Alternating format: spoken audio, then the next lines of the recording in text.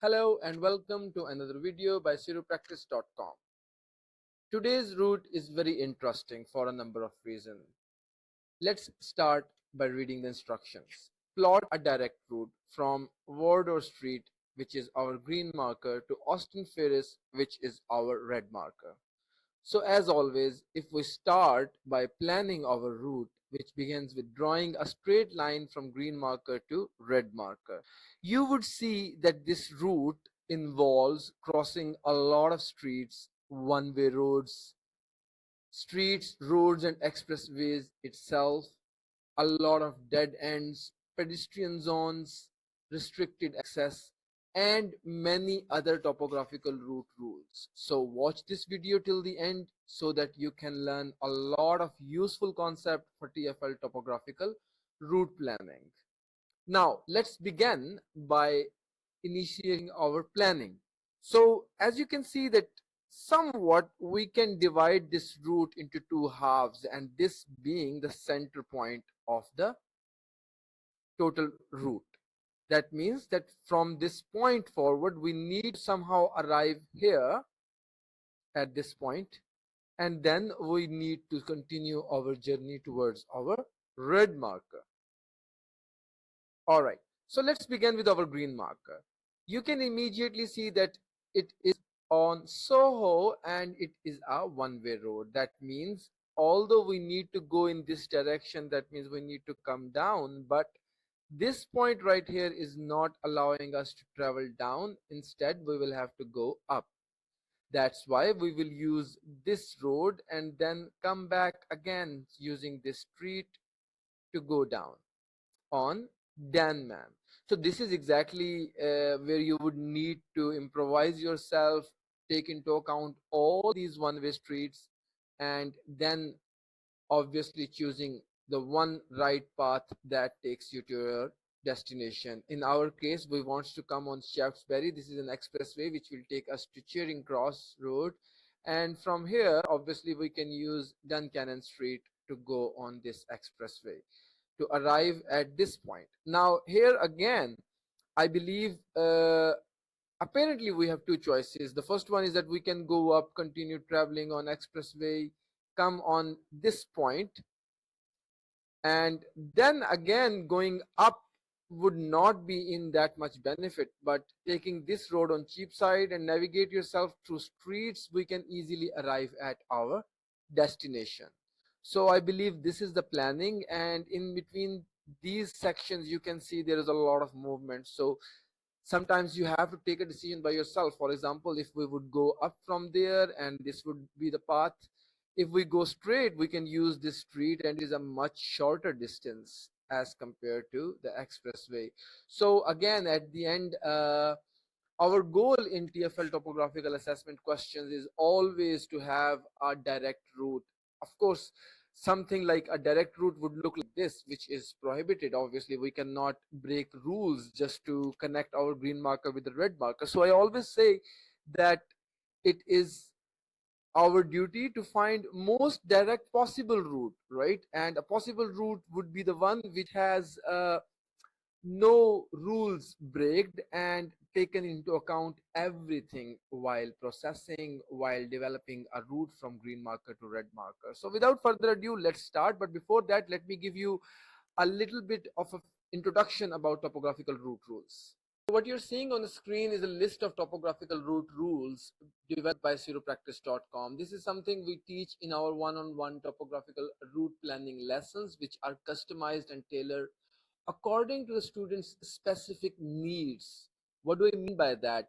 You would see that there are some students who would face difficulty with concepts like advanced rules, where they do not understand how exactly does central reservation works on maps, how does roads on top of each other act, how what is flyover roundabout, and especially unmarked one ways, and how we navigate through unmarked one ways. But even other than that, there are different set of rules like no access, where you come across dead ends, restricted access, where you cannot draw a line or drive your car in the actual scenario as well, or a pedestrian zone where only pedestrians are allowed and no vehicles, not any kind of vehicle is allowed. We have pass through rules, basics, and special routes as well. So point being, it is very important to understand these rules in order to get good marks. We have students at studiopractice.com, in fact thousands of students who have passed topographical route planning assessment and successfully achieved PHV driver's license because they had a very good understanding about topographical route rules. They do not need to cram their routes from one point to another, but as soon as they see a green marker and a red marker on the map, instead of just memorizing that route, they would actually use the concepts developed during these one-on-one training lessons to utilize those concepts and actually drawing the most direct possible route. So I believe everybody should learn that, especially those who think that topographical route planning questions are difficult. You can go on our website, you can check that many of our students have taken more than 85%, 90 or above 90% marks. Now that everything is out of the way, let's start with providing an actual solution to this route planning question. So first things first, we will remove this straight line and we will focus on our green marker. So basically, if we take a look at it just a moment, we will go up, then we can use this street. After that, we can continue on Broadwick. We can go down, take the street, and somehow we can continue on this route. Yes, correct. So starting from green mark, make sure it is connected. This is a one-way road, so I can draw in the middle. And then again, this is also a one-way road, so I can continue drawing in the middle. But as soon as I have arrived at this point, then I need to keep left because now this is a two-way street. So I will keep left. So I always tell my students that best practice is to draw on base of the letters or on top of the letters if you are coming from the other side. But other than that, it's good. Now again, we are interested in going in this direction. So this is one way in our direction. We can take a turn here, then we can come down. We can simply cross this road. Here you can see there is a very small pedestrian zone which prohibit anyone to take motor vehicles onto this section of the road, and we are not interested in going there either. So we will take this street, come on Shaftesbury, which is an expressway, much bigger road with greater speed limit. You can travel here more directly. It will save you time. Now here we need to take a turn on Charing Cross Road. Always make sure that you never make this silly mistake that while taking a turn you would just take a turn here and end up being on right side of a two-way street or road or expressway, which definitely causes you to lose marks. I think we are here right on track in respect to everything, and as planned we have arrived at Duncannon Street. We will take a turn here and now we are on this expressway. So here you can see that we have continuous central reservation which prohibit us to take any kind of turn like this. If you do something like that, you are definitely going to lose marks. But the benefit here is that you have your boundary, left hand side boundary on this side of the road, and you have central reservation in the middle, which is kind of like acting as a barrier. So you can draw your lines in between these two sections, the boundary and the central reservation. Here we have a very tricky part of the expressway on Aldwych. You cannot enter into this area because this is only one way. Instead, what we will do is that we will go across on this section of the expressway. Again, it's one way, so I am being very carefree and drawing my lines in the middle. Now this is a church and we have two roads across it which we can use to go in either direction. After crossing it at Fleets, we had decided that we will not continue on expressway because why do we need to go all the way up and come back down here when we can just directly go here using these streets. So remove this last line. I drew it only to show you what I really mean, and now we are drawing in streets. So it is a little bit difficult comparatively when you're drawing on the street because the area is far lesser. But that does not mean, and that does not give us the authority that we can be careless, end up touching boundary lines. So please always make use of the zoom buttons to the full extent, and that will help you. That will provide you maximum area where you can draw lines, because even here you can see that it is still not touched with the boundary, but God forbidden, if it is touched with the boundary line, then it causes you to lose marks, not gain marks. So that is something we need to be very vigilant about. From here we can take a left turn, keep left because it is also a two-way street, and we have arrived finally on Cheapside. Okay, so now from here we just need to draw a route which is closest to our red marker and take us directly without breaking any rules. So I can see there is a street. We can use Old Jury one-way road to go up. We will still have to go back down because this is a restricted access. But other than that, it sounds good. We can definitely do it. All right.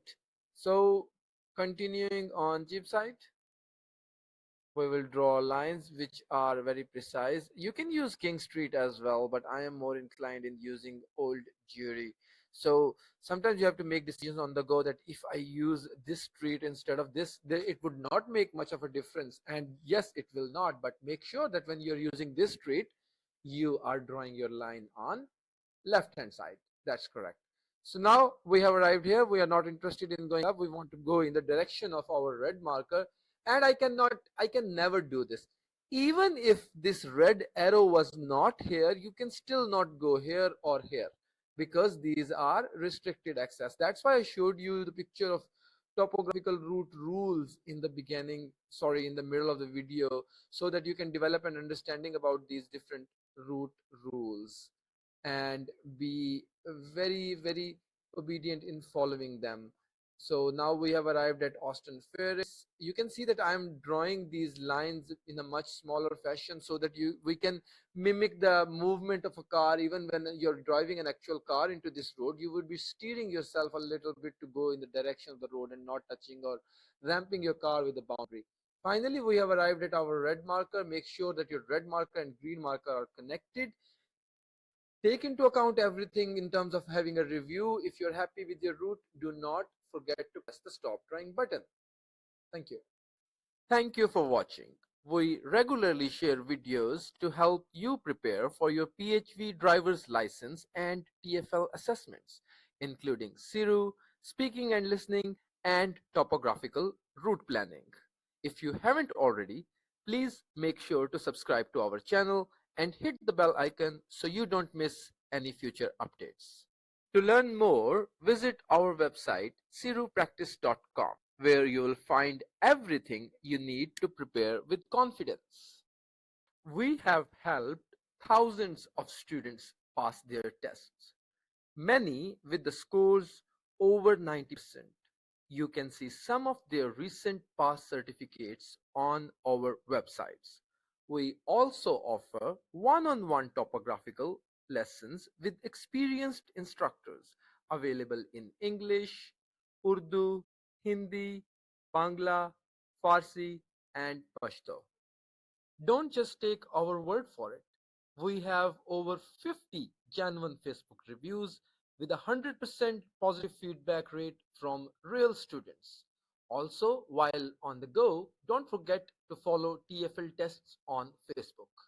If you have any questions, message us on WhatsApp using the number on your screen, or you can call us directly at 020-3965-7202 or visit our website www.cirupractice.com. We are here to help. Thanks again for watching, and we will see you in the next video.